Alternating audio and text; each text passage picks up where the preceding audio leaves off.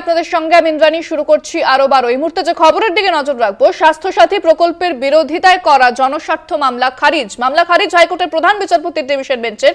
স্বাস্থ্যসাথী প্রকল্পের বিরোধিতা করে মামলা করেন চিকিৎসক কুণাল সাহা এবং সেই মামলা খারিজ করে দেওয়া হয়েছে। খারিজ করেছে কলকাতা হাইকোর্টের ডিভিশন বেঞ্চ। মামলা খারিজ হাইকোর্টের প্রধান বিচারপতির ডিভিশন বেঞ্চের। স্বাস্থ্যসাথী প্রকল্পের বিরোধিতায় করা জনস্বার্থ মামলা খারিজ।